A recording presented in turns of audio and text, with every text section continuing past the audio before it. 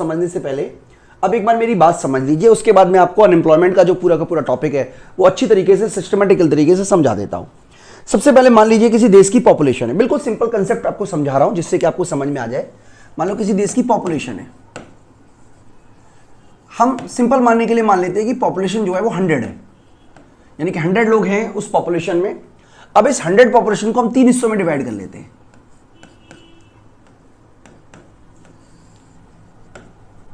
पहला वो जो हमारा 1 से लेके 14 साल तक है, दूसरा 15 साल से लेके 59 ईयर तक है, और तीसरा 60 एंड अबव। तो ये तो हो गए डिपेंडेंट पॉपुलेशन। इसी तरीके से ये भी डिपेंडेंट है, और ये है हमारी वर्किंग पॉपुलेशन।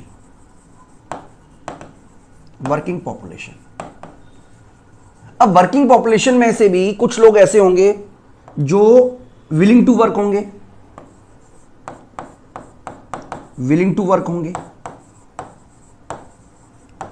और कुछ लोग होंगे जो विलिंग टू वर्क नहीं होंगे, नॉट विलिंग टू वर्क।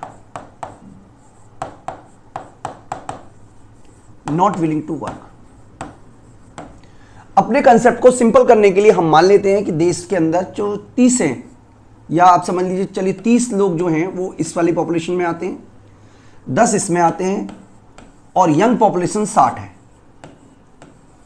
इस 60 में भी केवल और केवल 20 जो हैं वो नॉट विलिंग टू वर्क है, और जो 40 हैं वो विलिंग टू वर्क है। ये 40 हो गए, ये विलिंग टू वर्क है। अब विलिंग टू वर्क में भी सभी लोगों को काम मिले ये जरूरी नहीं है, यानी कि इसमें से भी 2 प्रकार के लोग होंगे। एक तो एम्प्लॉयड होंगे,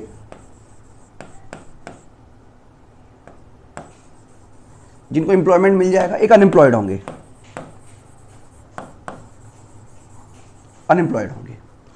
तो जब हम कंसेप्ट समझते हैं, अब देखिए बार बार हम इसी के ऊपर आएंगे, हम ये मान लेते हैं कि 40 लोग जो हैं वो विलिंग टू वर्क है, जिसमें से 30 लोगों को काम मिल रहा है, एम्प्लॉयमेंट है, और 10 लोग जो हैं वो अनएम्प्लॉयड है। ओके बच्चों, तो सबसे पहले जो हमारा की कंसेप्ट है वो है हमारा वर्कर का। वर्कर कौन होता है? देखिए, हर वो व्यक्ति जो इकोनॉमिक एक्टिविटी में जुड़ा हुआ है, कंजम्पशन, प्रोडक्शन, डिस्ट्रीब्यूशन में जुड़ा हुआ है, वो वर्कर है। A worker is a individual who doing some economic activity to earn a living, यानी कि जो जीवन चलाने के लिए, अपना घर चलाने के लिए, अपने परिवार को चलाने के लिए कोई ना कोई इकोनॉमिक एक्टिविटी में इन्वॉल्व है। खास तौर पे वो किसी ना किसी प्रोडक्टिव इनकम एक्टिविटी इन्वॉल्व है जिसमें इनकम जनरेट हो रही हो, उसको बोलते हैं हम worker. So worker who is engaged in economic activity that are term as worker and they constitute the workforce. और ये किसके अंदर आते हैं? वर्कफोर्स के अंदर आते हैं। अब देखिए नया कंसेप्ट आ गया, workforce. Workforce is the total number of person actually working. अब देखिए यहां पे मैं आपको फिर से वही पेज पे ले आता हूं। ये देखिए, ये जो एम्प्लॉयड है ये वर्कफोर्स है, यानी कि वर्कफोर्स वो लोग होते हैं जो एक्चुअल में काम कर रहे होते हैं, एम्प्लॉयड होते हैं, ये वर्कफोर्स है। और ये लोग जो विलिंग टू वर्क है ये लेबर फोर्स है, अब दोनों कंसेप्ट समझिए।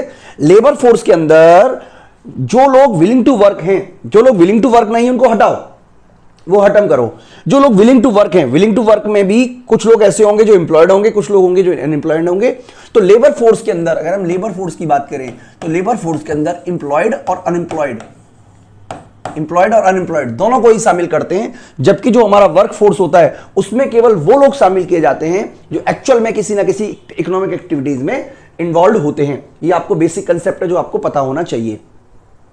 इसी तरीके से लेबर फोर्स है। लेबर फोर्स के अंदर क्या होता है? It's a number of people who are able to work and willing to work, यानी कि जो काम करने के एबल भी है, काम करने की इच्छा भी रखते हैं, काम कर भी रहे हैं। इसके अंतर्गत दोनों ही चीजें आती हैं, एम्प्लॉयड भी इंक्लूड करते हैं और अनएम्प्लॉयड भी इंक्लूड करते हैं। यानी कि इस वाली की तरह यहां पे हम देखें तो टोटल पॉपुलेशन का 40 लोग जो हैं वो लेबर फोर्स है, और वर्क फोर्स जो है वो 30 लोग हैं। कंसेप्ट का अगला पॉइंट है लेबर सप्लाई। देखिए लेबर सप्लाई आप समझिएगा ध्यान से। जैसे मान लीजिए 100 लोग हैं, या चलिए 40 लोग हैं, तो 40 लोग 8 घंटे मान लीजिए पर डे काम करते हैं, 8 आवर। तो इसका मतलब है 40 लेबर डे हमारे हो गए। अब मान लीजिए कि ये लेबर सप्लाई है,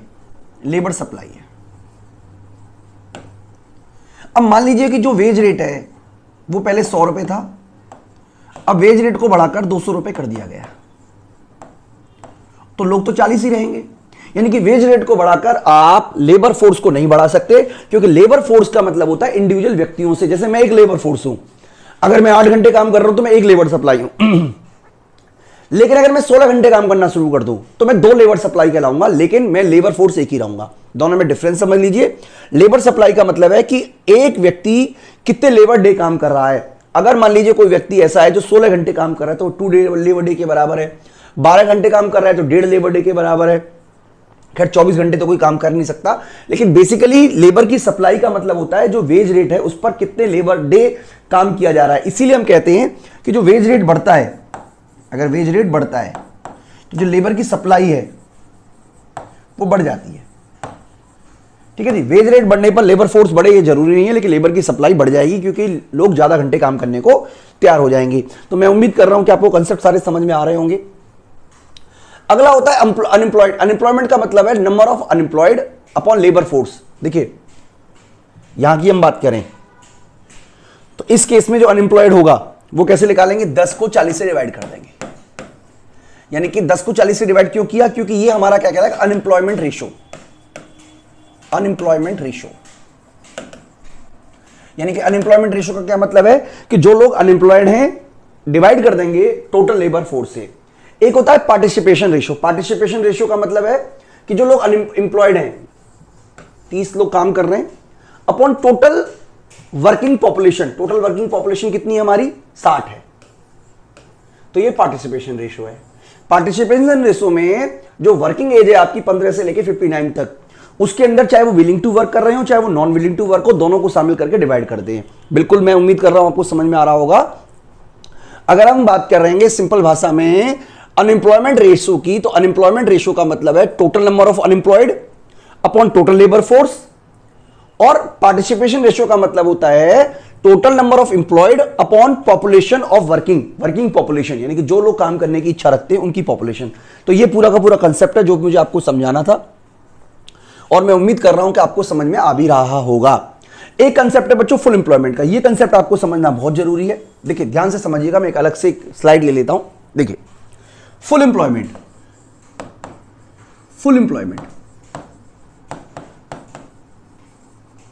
एक्चुअल में अगर हम अनएम्प्लॉयमेंट की बात करें, अनएम्प्लॉयमेंट 3 तरीके की होती है, वो हम आगे डिस्कस भी करेंगे। एक होता है फ्रैक्शनल, एक होता है स्ट्रक्चरल, और तीसरा होता है साइक्लिकल, चक्रीय हिंदी में बोलते हैं। जब हम अनएम्प्लॉयमेंट की बात करते हैं तो जो फ्रैक्शनल अनएम्प्लॉयमेंट है या जो स्ट्रक्चरल अनएम्प्लॉयड है उसको हम अनएम्प्लॉयड मानते ही नहीं है। हम ये मानते हैं कि दिस इज द टेम्परेरी। केवल अनएम्प्लॉयमेंट तब मानते हैं जब साइक्लिकल अनएम्प्लॉयमेंट क्रिएट हो रही है। तो 3 चीजें यहां पर याद रखिएगा, फ्रैक्शनल, स्ट्रक्चरल और साइक्लिकल। मैं आपको पहले समझा देता हूं फुल एम्प्लॉयमेंट का कंसेप्ट, इसके बारे में हम बात कर लेंगे। फुल एम्प्लॉयमेंट का मतलब 100% एम्प्लॉयमेंट नहीं है, नो, बिल्कुल भी नहीं होता।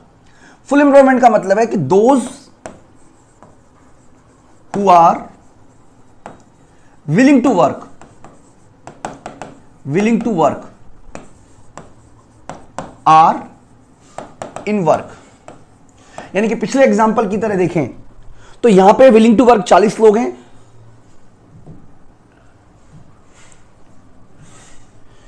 एक मिनट, हां ये वाला। तो यहां पे विलिंग टू वर्क 40 लोग हैं, यानी कि 40 के 40 लोगों को काम मिल रहा है, इसको बोलते हैं फुल एम्प्लॉयमेंट। लेकिन इसका यह मतलब नहीं है कि कुछ लोग बेरोजगार नहीं होंगे। देखिए ऐसा हो सकता है कि 5% लोग ऐसे हों। 40 का 5% कितना होता है, 2। यानी कि हम कह रहे हैं नंबर में तो 2 लोग ऐसे हो सकते हैं जो अनएम्प्लॉयड हो, यानी कि 38 लोगों को काम मिल रहा है और 2 लोगों को काम नहीं मिल रहा है। लेकिन वो 2 लोगों का काम टेम्परेरी है, कुछ लोगों को जॉब मिलेगी, कुछ लोगों की जॉब छूटेगी, लेकिन अल्टीमेटली 38 लोग ऐसे जो काम करते रहेंगे। यानी कि एक तरीके से आप कह सकते हो कि एक नया वर्ड आएगा, वो है नेचुरल रेट ऑफ अनएम्प्लॉयमेंट। बहुत ध्यान से समझिएगा। देखिए सबसे पहले हम फुल एम्प्लॉयमेंट की बात कर लेते हैं। फुल एम्प्लॉयमेंट का मतलब क्या है? फुल एम्प्लॉयमेंट का मतलब है वो कंडीशन जहां पर एग्जिस्टिंग लोग जो विलिंग टू वर्क हैं वो सभी के सभी लेबर फोर्स को काम मिल रहा है, किसी भी तरीके का अनएम्प्लॉयमेंट नहीं है। अगर कभी छोटी मोटी अनएम्प्लॉयमेंट होती भी है तो वो फ्रैक्शनल है, थोड़े समय बाद ऑटोमेटिकली दूर हो जाएगी। स्ट्रक्चरल है, थोड़े समय बाद अपने आप ही दूर हो जाएगी। इस केस में किसी भी तरीके की साइक्लिकल अनएम्प्लॉयमेंट नहीं है, यानी कि केवल दो तरीके की अनएम्प्लॉयमेंट तो एग्जिस्ट कर सकती है, फ्रैक्शनल और स्ट्रक्चरल, लेकिन बाकी की अनएम्प्लॉयमेंट नहीं कर सकती।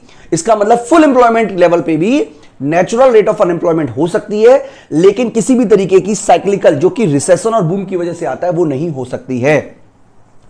तो मैं उम्मीद कर रहा हूं कि आपको फुल एम्प्लॉयमेंट का मतलब समझ में आ गया होगा। यानी कि फुल एम्प्लॉयमेंट का मतलब जीरो अनएम्प्लॉयमेंट नहीं है, फुल एम्प्लॉयमेंट के लेवल पे भी नेचुरल रेट ऑफ अनएम्प्लॉयमेंट रह सकती है। ये फ्रैक्शनल और स्ट्रक्चरल अनएम्प्लॉयमेंट की वजह से जो क्रिएट होता है उसकी हम बात करते हैं। तो यहां पे एक टॉपिक और है, वॉलंटरी और अनवॉलंटरी अनएम्प्लॉयमेंट, ये भी हम समझ लेते हैं। जो वॉलंटरी अनएम्प्लॉयमेंट का मतलब है कि व्यक्ति काम करना नहीं चाहता। जैसे देखिए ये वाली हम बात करें यहां पर, तो ये केस में 20 लोग जो हैं वो वॉलंटरी अनएम्प्लॉयड हैं, यानी कि ये लोगों को अनएम्प्लॉयमेंट में कंसीडर नहीं करते, क्योंकि ये तो वो हैं जो विलिंग टू वर्क नहीं कर रहे हैं। केवल ये वाले जो हैं, ये वाले अनएम्प्लॉयड ही कंसीडर करते हैं, जो है हमारा अनवॉलंटरी अनएम्प्लॉयमेंट। यानी कि वॉलंटरी अनएम्प्लॉयड वो हैं जो काम नहीं करना चाहते और काम नहीं करते। सिंपल सी बात है, वर्किंग एज में तो हैं लेकिन काम नहीं करना चाहते। वो किसी स्टॉक एक्सचेंज में नहीं जा रहे, किसी फ्रेंड से नहीं बोल रहे मुझे नौकरी चाहिए, कोई न्यूज़पेपर कटिंग नहीं देख रहे, कोई इंटरव्यू देने नहीं जा रहे। हो सकता है कि वो स्टूडेंट हो, वो अपनी प्रिपरेशन कर रहे हो, वो वॉलंटरी अनएम्प्लॉयड कहलाएंगे। और जब हम अनएम्प्लॉयमेंट कंसिडर करते हैं तो इनको हम शामिल नहीं करते हैं, केवल और केवल शामिल करेंगे केवल हम जो हमारे अनवॉलंटरी अनएम्प्लॉयमेंट है उसको। तो यहां पे बच्चों हमारा कंसेप्ट आगे बढ़ता है और अगले कंसेप्ट में हम आपको समझाते हैं। एक और टॉपिक है हमारे पास में जो हमें आपको समझाना है, वो है नेचुरल रेट ऑफ अनएम्प्लॉयमेंट। देखिए नेचुरल रेट का मतलब होता है, ये वो अनएम्प्लॉयमेंट का रेट है, ये एवरेज रेट है। एवरेज का मतलब है, मान लीजिए 2023 है तो 2023 के 10 साल बाद और 10 साल पहले, यानी कि 2013 से लेके 2033 तक अनएम्प्लॉयमेंट क्या रह सकती थी या क्या रही है एक्सपेक्टेड, उसको जोड़ देंगे और उसको 20 से डिवाइड कर देंगे तो एक एवरेज आ जाएगा। उस एवरेज को ही नेचुरल रेट ऑफ अनएम्प्लॉयमेंट कहते हैं। बेसिकली आपको याद रखना है कि natural rate of unemployment is the average rate of unemployment around which the economy fluctuate in the long run. यानी कि ऐसा माना जाता है कि जो कैपिटलिस्ट इकोनॉमी है उसमें 3% से लेके 5% तक अनएम्प्लॉयमेंट रहती है। ये अनएम्प्लॉयमेंट जो है यही कहलाती है आपकी नेचुरल रेट ऑफ अनएम्प्लॉयमेंट। यानी कि एवरेज कभी 3.5 होगा, कभी 4 होगा, कभी 2 होगा, कभी 25 होगा, 25 नहीं सॉरी, कभी 2 होगा, कभी 6 होगा, लेकिन एवरेज जो आती है वो लगभग 5 के आसपास रहती है, ऐसा देखने को मिला है। यानी कि full employment is not possible in the real world. ऐसा नहीं हो सकता कि फुल एम्प्लॉयमेंट कभी भी हो, अनएम्प्लॉयमेंट तो रहनी ही रहनी है। तो जो नेचुरल रेट ऑफ अनएम्प्लॉयमेंट होती है फुल एम्प्लॉयमेंट लेवल पर, उसका मतलब इकोनॉमी फुल एम्प्लॉयमेंट को प्राप्त कर चुकी है। बेसिकली आपको 3 तरीके का अनएम्प्लॉयमेंट है। एक फ्रैक्शनल का मतलब है एक जॉब को छोड़कर जब कोई व्यक्ति दूसरी जॉब में जाना चाहता है तो उसको अनएम्प्लॉयड रहना पड़ता है 1 महीना, 1 साल, 6 महीने, 6 दिन, 1 घंटा। अरे कुछ समय तो वो बेरोजगार रहेगा। मान लीजिए मैं एक नौकरी को छोड़ देता हूं, दूसरी नौकरी में जाऊंगा, 4 बार इंटरव्यू दूंगा, चौथे इंटरव्यू में सिलेक्शन हुआ, 4 इंटरव्यू देने के लिए 10 दिन तो लगे। तो उसी 10 दिन में जो बेरोजगारी हुई उसको बोलते हैं फ्रैक्शनल अनएम्प्लॉयमेंट। स्ट्रक्चरल अनएम्प्लॉयमेंट का मतलब होता है कि डिमांड का पैटर्न चेंज हो गया। सडनली क्या हुआ, मोबाइल की जगह या घर पे रखने वाले लैंडलाइन की जगह मोबाइल आ गए। तो जो लैंडलाइन में पीसीओ काम करते थे उन्होंने मोबाइल की शॉप खोल ली। मतलब टेक्निकल जो चेंज हुआ उसके अकॉर्डिंग लोगों ने टेक्निक सीख ली तो एम्प्लॉयमेंट मिल गया। सिंपल सी बात है, इसमें कोई ऐसी समझने वाली बात है नहीं। स्ट्रक्चरल अनएम्प्लॉयमेंट के बारे में मैंने आपको समझाया। अगले तरीके की जो अनएम्प्लॉयमेंट है उसको बोलते हैं हम साइक्लिकल अनएम्प्लॉयमेंट। यानी कि ये वो होती है जो ट्रेड साइकिल की वजह से होती है। ट्रेड साइकिल आप जानते ही हो, किसी भी इकोनॉमी में जब रिसेशन आएगा तो रिसेशन आएगा या डिप्रेशनरी फेज आएगा, यानी कि उस केस में जहां पर डिमांड कम होती है, इन्वेस्टमेंट कम होता है, तो एम्प्लॉयमेंट का लेवल भी गिरेगा। लेकिन ये वाला जो फेज है ये बहुत लंबा चल सकता है। हो सकता है कि रिसेशन 4 साल 5 साल चल जाए तो वो आदमी बेरोजगार रहे। इसीलिए जब हम बेरोजगार बोलते हैं तो इसकी बात करते हैं, ठीक है जी। यानी कि इस केस में आप कहलाते हैं साइक्लिकल अनएम्प्लॉयमेंट। तो fractional and structural unemployment are consider as a natural unemployment. देखिए नेचुरल अनएम्प्लॉयमेंट का मतलब मैं आपको समझा देता हूं। जैसे मान लीजिए हम एन स्टार लिख रहे हैं, ये नेचुरल रेट ऑफ अनएम्प्लॉयमेंट है, सॉरी यू स्टार है, ठीक है, और यू है। मान लीजिए नेचुरल रेट ऑफ अनएम्प्लॉयमेंट 5% है, तो ऐसा हो सकता है कि एक्चुअल अनएम्प्लॉयमेंट जो है वो 4% ही हो। ऐसा भी हो सकता है कि नेचुरल अनएम्प्लॉयमेंट 5% है, तो एक्चुअल अनएम्प्लॉयमेंट 4% ही हो, और ऐसा भी हो सकता है कि नेचुरल अनएम्प्लॉयमेंट 5% है, तो जो एक्चुअल अनएम्प्लॉयमेंट है वो 6%। तीनों ही कंडीशन पॉसिबल है। ऐसा देखने को मिलता है कि इस वाले केस में जब हमारा नेचुरल जो एक्चुअल अनएम्प्लॉयमेंट है वो नेचुरल अनएम्प्लॉयमेंट से कम हो, तो वेज रेट में फॉलो होता है। यहां पे वेज रेट जो है वो कांस्टेंट रहता है, और यहां पे वेज रेट जो है वो राइज करता है, जिसको कि हम फिलिप्स कर्व के नाम से जानते हैं। बच्चों, फिलिप्स कर्व के बारे में हम अगली वीडियो में आपसे डिस्कस करेंगे। तो मैं आपको बता देता हूं कि नेचुरल रेट ऑफ अनएम्प्लॉयमेंट दो बातों पर डिपेंड करता है, रेट ऑफ जॉब सेपरेशन पर और रेट ऑफ जॉब फाइंडिंग पर। रेट ऑफ जॉब सेपरेशन का मतलब है किस रेट से जॉब मिल रही है, छूट रही है। अगर rate of job separation rate of job finding से ज्यादा होगा, यानी कि लोगों की नौकरी छूटने का रेट ज्यादा होगा, तो डेफिनेटली जो नेचुरल रेट ऑफ अनएम्प्लॉयमेंट है वो बढ़ेगी, और अगर रेट ऑफ जॉब फाइंडिंग ज्यादा होगा तो नेचुरल रेट ऑफ अनएम्प्लॉयमेंट गिरेगी। तो बच्चों, सबसे पहले हम इन्फ्लेशन का मीनिंग आप बच्चों को समझा देते हैं। देखिए, आपने देखा होगा लगातार कीमतें बढ़ रही हैं, लगातार कीमतें बढ़ती हैं इकोनॉमी में। जिस समय मैं ये वीडियो बना रहा हूँ 2022 में, आप देखिए लगातार कीमतें बढ़ी हैं। पेट्रोल की जो कीमतें हैं वो तेज़ी से बढ़ी हैं, जिसकी वजह से जितनी भी चीज़ें आप देखोगे वो सभी की सभी महंगी हुई हैं। 1 रुपये, 2 रुपये, 5 रुपये महंगाई जो है वो कहने में 1-2 रुपये, लेकिन जब वो कंपाउंड होती है, हर चीज़ में महंगाई बढ़ती है, तो एक आम आदमी की जेब जो है वो कटती है, और न केवल कटती है बल्कि बुरी तरीके से कटती है। तो यहाँ पर बच्चों कुछ कंसेप्ट है जो आपको समझ में आनी चाहिए। एक तो इन्फ्लेशन क्या है, परचेजिंग पावर क्या है, वैल्यू ऑफ मनी क्या है, इन सब के ऊपर हमने ऑलरेडी हालांकि डिस्कस किया हुआ है, लेकिन यहाँ पर हम आप बच्चों को डिटेल में समझाने की कोशिश करेंगे। तो सबसे पहले इन्फ्लेशन की बात करें तो inflation is defined as the situation where there is a substance increase in general price level and fall in the purchasing power, यानी कि जब कीमतों में लगातार वृद्धि देखने को मिलती है। जैसे मान लीजिए कीमत 10 रुपये है, 10 से 12 हुई, 12 से 15 हुई, 15 से 20 हुई, 20 से 25 हुई, तो ये लगातार जो कीमतें बढ़ रही हैं, आप देख रहे हैं लगातार जो कीमतें बढ़ रही हैं, इस लगातार कीमत बढ़ने के इस ट्रेंड को इन्फ्लेशन कहते हैं। और इसकी वजह से क्या होता है, जो परचेजिंग पावर है वो घट जाती है। तो सबसे पहले हम समझते हैं परचेजिंग पावर क्या होती है। देखिए, किसी भी, जैसे मान लीजिए मेरी सैलरी जो है वो 50,000 रुपये है, मान लीजिए, सिंपल समझो में हम समझाने की कोशिश कर रहे हैं, लेकिन ये इसकी मनी वैल्यू है, मनी टर्म में। बात करते हैं रियल टर्म की,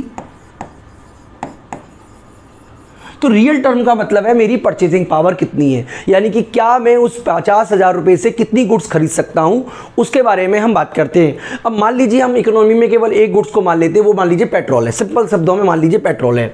तो मान लीजिए मेरी जो सैलरी है 50,000 और पेट्रोल की जो कीमत चल रही है मान लीजिए सिंपल तरीके से 50 रुपये चल रही है, ठीक है। इसका मतलब ये हुआ कि मैं चाहूँ, 50,000 में एक ज़्यादा हो गया, हाँ, मैं चाहूँ तो 1,000 यूनिट को बाय कर सकता हूँ। अब मान लीजिए कि पेट्रोल का जो प्राइस है वो 1,000 रुपये रह जाता है, इसका 100 रुपये हो जाता है। इसका मतलब उतने ही पैसे में अब मैं केवल 50 यूनिट ही बाय कर पाऊंगा। पहले मैं कितनी भी यूनिट बाय कर पा रहा था, सॉरी, आप कह सकते हो एक तरीके से 500 यूनिट बाय कर पाऊंगा, 500 लीटर बोल लो। यानी कि जो चीज़ मैं पहले 1000 खरीद पा रहा था, अब वही चीज़ मैं 500 बाय कर पा रहा हूँ। इसका मतलब ये हुआ कि कीमत बढ़ने से मेरी परचेजिंग पावर घट गई। इन्फ्लेशन का मतलब कभी कभार प्राइस बढ़ना नहीं होता, बल्कि जब प्राइसेस लगातार बढ़ते चले जाते हैं, लंबे समय तक प्राइसेस बढ़ते रहते हैं, इस टेंडेंसी को बोलते हैं बच्चों इन्फ्लेशन। यानी कि सिंपल शब्दों में कहें तो इन्फ्लेशन उस इकोनॉमिक टर्मोलॉजी का नाम है जिसमें आप देखोगे कि कीमतें जो है, जो प्राइस लेवल है वो लगातार बढ़ रहा है, और प्राइस लेवल लगातार बढ़ने के साथ साथ जो आपकी वैल्यू है पैसे की, जो आपकी परचेजिंग पावर है वो लगातार घट रही है। यानी कि जब महंगाई बढ़ती है बच्चों, तो सबसे बड़ा नुकसान यही होता है कि जो परचेजिंग पावर है, लोगों की गुड्स खरीदने की क्षमता है वो घट जाती है, क्योंकि आपको अब ज़्यादा पैसे में कम गुड्स खरीदनी पड़ेंगी, पर ज़्यादा पैसे देकर कम गुड्स खरीद पाओगे। तो बच्चों मेनली ये माना जाता है कि इन्फ्लेशन का जो कारण है वो मनी सप्लाई का बढ़ना है। इसके बारे में हम आगे भी डिस्कस करेंगे कि किस तरीके से मनी सप्लाई बढ़ने से इन्फ्लेशन आता है। लेकिन फिलहाल हम आपको ये बताना चाहते हैं कि मनी सप्लाई एक कारण है। हालांकि इकोनॉमिस्ट के अलग अलग मत हैं इस बारे में भी। कई लोगों ने माना है कि इन्फ्लेशन भी जो होती है वो फुल एम्प्लॉयमेंट लेवल तक मनी सप्लाई बढ़ाने से इन्फ्लेशन नहीं बढ़ती है, या थोड़ी बहुत बढ़ती है, लेकिन जब आप इकोनॉमी फुल एम्प्लॉयमेंट को अचीव कर लेती है उसके बाद मनी सप्लाई बढ़ाने से इन्फ्लेशन बढ़ती है, जैसा कि केन्ज ने माना था। लेकिन अगर इकोनॉमी की बात करें तो इकोनॉमी में मनी सप्लाई बढ़ाने से इन्फ्लेशन बढ़ती है और इसका बुरा असर खास तौर पे जिसकी फिक्स इनकम ग्रुप है उसको होता है।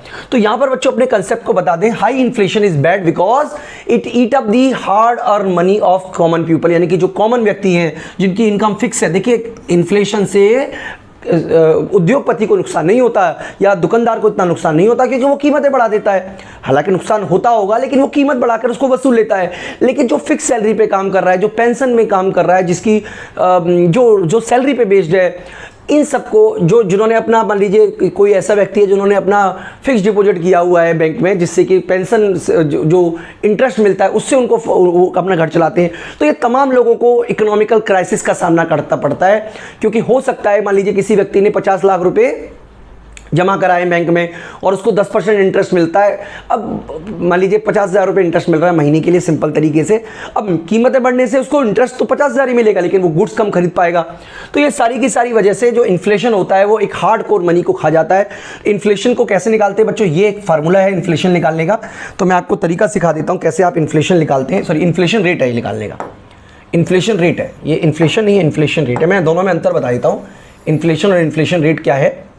देखिए जैसे मान लीजिए कि जो प्राइजेज हैं वो एक पीरियड ले लेते हैं, P0 पीरियड में है हमारे 200 रुपये, 100 रुपये, चलिए 100 रुपये मान लेते हैं। और P1 पीरियड में यानी कि अगले पीरियड में ये बढ़ के हमारा 120 हो गया। और आप कैसे निकालोगे इन्फ्लेशन, आपको इन्फ्लेशन निकालने का फॉर्मूला लगाना है प्राइस इन करंट ईयर, ठीक है जी, यानी कि इसको T बोल दिया गया है, minus price in base year. तो T-1 हो गया। T-1 का मतलब जो भी बेस ईयर है, जैसे मान लीजिए T हो गया तो ये T-1 हो जाएगा, ठीक है जी, प्राइस T-1 हो जाएगा अपॉन PT-1। यानी कि इस कंडीशन में अगर हम सिंपल तरीके से देखें तो 120 में से आपको माइनस करना पड़ेगा 100 और डिवाइड करना पड़ेगा 100 से। इसका मतलब जो इन्फ्लेशन है वो 20% है। तो इसको बोलते हैं बच्चों इन्फ्लेशन रेट। अब देखिए इन्फ्लेशन अलग चीज़ है, इन्फ्लेशन रेट अलग चीज़ है। इन्फ्लेशन तो हमें बताता है कि प्राइस बढ़ रहा है, इन्फ्लेशन रेट बताता है कि किस रेट से प्राइस बढ़ रहे हैं। बच्चों एक और कई सारे कंसेप्ट हैं जिसमें काफ़ी सिमिलरिटी है, वो भी हम एक बार डिस्कस करते हैं। एक तो है हमारा इन्फ्लेशन, एक हमारा है डिसइन्फ्लेशन और एक होता है डिफ्लेशन। तीनों का वर्ड मीनिंग का मतलब हम समझने की बच्चों इस वीडियो के माध्यम से कोशिश करेंगे ताकि आपको इन्फ्लेशन, डिसइन्फ्लेशन और डिफ्लेशन में अंतर समझ में आ जाए। तो मैं आपको एक क्वेश्चन पूछ लेता हूँ आप बच्चों से, ये मुझसे भी किसी जगह पूछा गया था, मैंने पिछली वाली वीडियो में भी बताया था, यही क्वेश्चन था कि एक बार इंटरव्यू में पूछा गया कि मान ली कि सरकार कह रही है कि कीमतें इन्फ्लेशन रेट गिर रहा है, इन्फ्लेशन रेट गिर रहा है, सरकार ऐसा कह रही है मान लीजिए, लेकिन जब आप मार्केट जाते हो तो आपको हर चीज़ महंगी मिलती है। यानी कि इन्फ्लेशन रेट गिर रहा है लेकिन महंगाई फिर क्यों हो रही है, ये हमें समझाने की कोशिश की है ये। तो इसके लिए बच्चों हम एक टेबल ले लेते हैं, हम यहाँ पे ईयर मान लेते हैं, ईयर है 2010, 2011, 2012 और 2013। यहाँ पे कीमत 10 रुपये थी, 10 रुपये से बढ़कर 15 हो गई, 15 से बढ़कर 20 हो गई, 20 से घटकर 15 हो गई। तो ये कीमतें। अब इन्फ्लेशन रेट की बारे में बात करेंगे तो इन्फ्लेशन रेट तो हमने ऑलरेडी पढ़ा हुआ है, PT-1 अपॉन PT-1। तो यहाँ पर अगर हम इन्फ्लेशन रेट निकालें तो 10 से 15 हो गई, इसका मतलब 15 आपको लिखना पड़ेगा माइनस 10 और बेस ईयर आपका 10 है। तो इस केस में आपकी जो इन्फ्लेशन रेट निकल के आएगा वो 50% निकल के आएगा। मैं उम्मीद करता हूँ आपको समझ में आ गया होगा, क्योंकि 5 को जब आप 10 से डिवाइड करोगे तो 50% ही आएगा। अगले पीरियड में सेम कीमत बढ़ी, यानी कि 15 से 20 हो गई। 15 से 20 का मतलब क्या हुआ बच्चों, 15 से 20 का मतलब यहाँ पे हम लिख लेते हैं 20 और माइनस 15, यानी कि आपका जो बेस ईयर है, अब वो ये वाला बेस ईयर हो गया आपका, इसको डिवाइड कर देंगे मान लीजिए 15 से। तो इस केस में आपकी जो इन्फ्लेशन रेट आएगा वो 33% आएगा। इसका मतलब बच्चों इन्फ्लेशन, इसका मतलब ये हुआ कि महंगाई तो बढ़ रही है। पहले महंगाई 50% की दर से बढ़ रही थी, अब महंगाई जो है वो 33.3% से बढ़ रही है। इसका मतलब ये हुआ कि इसको बोलते हैं डिसइन्फ्लेशन। डिसइन्फ्लेशन का मतलब कीमतों का गिरना नहीं है। अगर सरकार कहती है कि इन्फ्लेशन रेट गिर रहा है तो इसका मतलब ये नहीं होता कि कीमतें गिर रही है, इसका मतलब बस इतना सा है कि कीमत बढ़ने की स्पीड गिर रही है। हालांकि अगर मान लीजिए कीमत 20 से 15 हो जाए, तब इस केस में आप 15 में से 20 माइनस करोगे तो -25% होगा, जिसको कि डिफ्लेशन बोलते हैं। तो बच्चों डिसइंफ्लेशन का मतलब आप याद रखिएगा, इन्फ्लेशन का घटना यानी कि जब महंगाई बढ़ने की स्पीड का कम होना, और डिफ्लेशन का मतलब है कीमतों का गिरना। तो बच्चों यहां पे हमने आपको डिफ्लेशन का मतलब बताया। इसका मतलब होता है कि जो प्राइस है, जनरल प्राइस लेके वो बढ़ रहा है, कंटिन्यूसली इंक्रीज कर रहा है, लेकिन बढ़ने की जो स्पीड है वो गिर रही है, और डिफ्लेशन का मतलब है प्राइसेस गिर रहे हैं। तो बच्चों ये तो देखिए बेसिक से कंसेप्ट था। अगली वीडियो से बेसिकली हम आपको अगला जो टॉपिक है वो ये वाला करवा के देंगे, जिसमें हम आपको इन्फ्लेशन एंड इंटरेस्ट रेट में रिलेशन के बारे में बात करेंगे बच्चों। तो ये सारी की सारी वीडियो जो है वो आपको हमारी एप्लीकेशन विष्णु इकोनॉमिक्स स्कूल में ही मिलेंगी। इसके अलावा ये जो नोट्स है इसको बहुत जल्दी हम आप बच्चों को सिस्टमेटिकल ऑर्डर में प्रोवाइड कराने वाले हैं, तो उसका भी लिंक आपको डिस्क्रिप्शन बॉक्स में मिल जाएगा। और इसके अलावा अगर आप मान लीजिए आपकी कोई क्वेरी है, कोई आपके डाउट है, तो भी आप हमसे, हमारा ऊपर नंबर दिया हुआ है वो हमसे पूछ सकते हो बच्चों। तो इस वीडियो में इतना ही। अगली